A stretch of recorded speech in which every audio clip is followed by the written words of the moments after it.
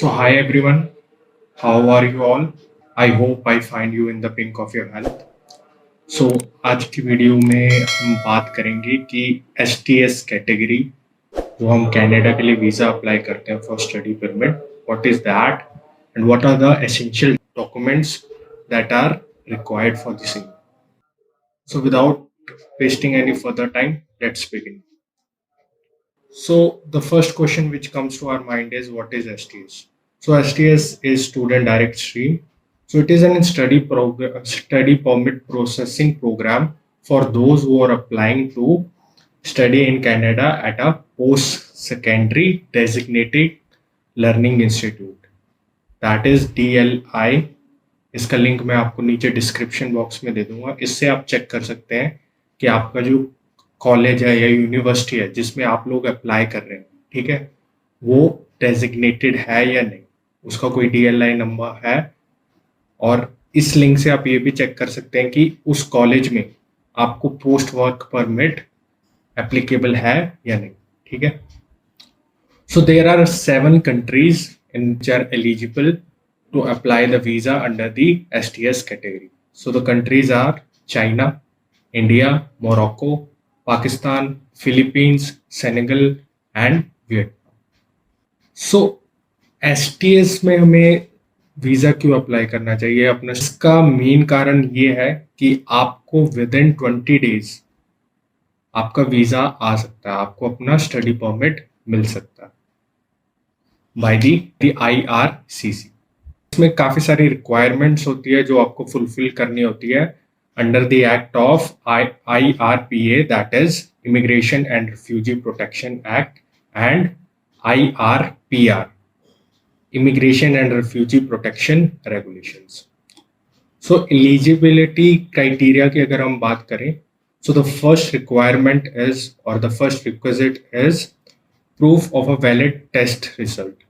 तो उसमें आप कोई भी प्रूफ दे सकते हैं, whether it is PTE, IELTS, और ये वैलिड जिस वक्त आप अप्लाई कर रहे हैं तो इसकी वैलिडिटी होनी चाहिए. जैसे for example IELTS has a validity for 2 years. तो जैसे आप अप्लाई करने हैं तो आपका IELTS जो TRF है वो वैलिड होना चाहिए. And the second requisite is proof of a guaranteed investment certificate, that is GIC. With this, you have to deposit 10,000 Canadian dollars. It could be done via wire transfer. और इसके लिए काफ़ी सारे banks हैं जैसे ICICI and then is Scotia Bank. But I would recommend that you choose Scotia Bank because आपको जब Canada में आप लैंड करोगे तो आपको और भी काफी सारे ऑफर्स इसके थ्रू मिल जाएंगे. ठीक है. और जो ये आपके फंड्स हैं, जैसे आप अगर टोटल में देखा जाए तो आपको लगभग 10,250 कैनेडियन डॉलर्स डिपॉजिट करने होते हैं. और आपको जब इसका सर्टिफिकेट मिलेगा ऑनलाइन आपकी ईमेल आईडी पे आएगा तो उसमें तकरीबन $10,010 होते हैं. बाकी प्रोसेसिंग फी होती है, पर वो आपको at the end of 1 year और 2 years वो भी आपको वापस मिल जाएगी. ठीक है. तो ये बात हुई GIC की. और ये आपको फर्स्ट जो मंथ होगा उसमें आपको 2,000 कैनेडियन डॉलर्स मिलेंगे. उसके बाद विद इन 1 month या विद इन 2 months आपको मंथली इंस्टॉलमेंट्स में ये पैसा मिलता रहेगा जितना भी आपने डिपॉजिट किया है. Right. The third is proof of full payment of tuition for the applicant's first year of study. अब तीसरी बात जो ज़रूरी है इसमें है कि हमें जब भी अप्लाई करना है तो हमें फर्स्ट ईयर की which means 2 semester fee should be paid. ठीक है. तो हमें आप ये फी पे करनी है. Fourth is letter of acceptance. आपके पास LOA होना चाहिए जिसमें कॉलेज, LOA क्या होता है, जिसमें आपको कॉलेज बताता है कि आप एलिजिबल हो उनके कॉलेज या यूनिवर्सिटी में अप्लाई करने के लिए. ठीक है. और फिफ्थ आ गया आपके जी एजुकेशनल ट्रांसक्रिप्ट्स. अगर आपने ग्रेजुएशन की है, ठीक है, तो आपकी ग्रेजुएशन का सर्टिफिकेट, और अगर आपने 12th की है तो आपका 12th और 10th का सर्टिफिकेट आपको चाहिए. सिक्स्थ इज कि आपके पास प्रूफ होना चाहिए आपका मेडिकल एग्जामिनेशन का. ठीक है. तो ये सब तो रिक्वायरमेंट्स या रिक्विजिट्स थे. अब आपको अगर मैं बात करूं कि आपको कौन कौन से डॉक्यूमेंट्स चाहिए, उसकी लिस्ट में मैं आपको बता देता हूँ तो कि कौन कौन से डॉक्यूमेंट्स जो ज़रूरी हैं, ठीक है।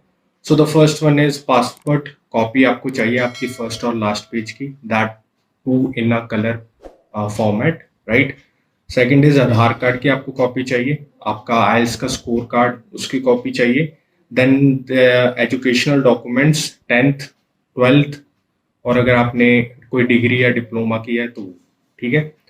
उसके बाद आपका आता है लेटर ऑफ एक्सेप्टेंस, ठीक है। फिर आप फी रिसीट जो आपको कॉलेज से प्रोवाइड होगी, जैसे आप अपना फर्स्ट ईयर की फी पे करते हैं, ठीक है। उसके बाद आता है ये अपना guaranteed investment certificate that will be provided you by the bank which you have chosen, right. उसके बाद आता है जी लिक्विड फंड्स। अब लिक्विड फंड्स क्या हो गया, जो आप शो कर सकते हैं कि आपके पास कितनी इनकम है, कितना डिपॉजिट है। तो इसमें आप सेविंग अकाउंट, फिक्स डिपॉजिट या आपकी पोस्ट ऑफिस सेविंग कोई भी है तो आप वो शो कर सकते हैं, ठीक है। पर मेन इसमें हमें चाहिए होता है एनुअल इनकम आपकी पेरेंट्स की, ठीक है। तो इसके लिए आप एक आईटीआर या 2 आईटीआर साथ में अटैच कर सकते हैं, ठीक है, जिससे उन्हें प्रूफ मिल जाए कि ये स्टूडेंट नेक्स्ट ईयर भी इसको अपनी फी पे करने में कोई प्रॉब्लम नहीं आएगी, ठीक है। तो इसके लिए 2 आपको आईटीआर चाहिए होंगी, ठीक है। And if I talk about the minimum amount that you should show in your ITR, combined of both the parents, mother and father, should be uh, not less than 6.5 or 7 lakhs, ठीक है। तो आपको 6.5 लाख या 7 लाख की income show करनी होगी एक साल में, अगर आपको अपना स्टडी परमिट चाहिए, ठीक है। और इसके बाद हम बात करते हैं digital photo. Yes, you need a digital photo, ठीक है, that is of a passport size photograph. The background should be white, जैसे पीछे वाला आपका बैकग्राउंड व्हाइट होना चाहिए, एंड 80% फेस क्लोजअप, ठीक है। 80% on the photograph your face should be there, ठीक है। उसके बाद डिटेल्स रिक्वायर्ड में क्या चाहिए आपको, कोई फैमिली मेम्बर्स का नेम, ठीक है, उनका ऑक्यूपेशन क्या है, डेट ऑफ बर्थ ये चाहिए होगी। और साथ ही साथ अगर पैन कार्ड है विच इज़ रिक्वायर्ड कि आईटीआर के लिए, तो आपकी मदर की और आपके फादर की दोनों की आईटीआर चाहिए, ठीक है। एंड उसके बाद जो लास्ट चीज़ आ जाती है इसमें वो एम्बेसी फी, कैनेडियन हाई कमीशन के आपको 150 कैनेडियन डॉलर्स पे करने होंगे, ठीक है। फिर आपकी बायोमेट्रिक की फ़ी होती है $85, और आपके कुछ वीएफएस चार्जेस होते हैं, ठीक है। अब इसमें मेन बात है कि आपका वीज़ा लगने की चांसेस कब होंगे। पहली बात तो अगर आपने अपनी एसओपी बहुत अच्छी लिखी है, ठीक है, एसओपी में आपके सब्जेक्ट्स जो आप परसू करना चाहते हो वो उसको आपको रिलेट करना आना चाहिए। और अगर आपको इस पे वीडियो चाहिए तो आप मुझे कमेंट सेक्शन में बता सकते हैं, ठीक है। और जो सबसे ज़रूरी चीज़ है कि officers must be satisfied that the applicant is bona fide and he must leave the country after the end of the authorized time for stay, ठीक है। इसका मतलब क्या है कि ऑफिसर्स को लगना चाहिए कि आप वहाँ पे हमेशा के लिए सेटल होने के लिए नहीं आए, अपना कोर्स करने के बाद you will leave the country thereafter, ठीक है। तो ये सारी कुछ चीज़ें हैं। अगर आपको वीडियो अच्छा लगा हो, ठीक है, तो इसको लाइक करना मत भूलिएगा, सब्सक्राइब करना मत भूलिएगा। और अगर आपकी इस वीडियो से हेल्प हुई है तो आप दूसरों को भी शेयर कर सकते हैं, क्योंकि उनके लिए भी ये नॉलेज इतनी वैल्यूएबल है जितनी आपके लिए। सो साइनिंग ऑफ, थैंक यू।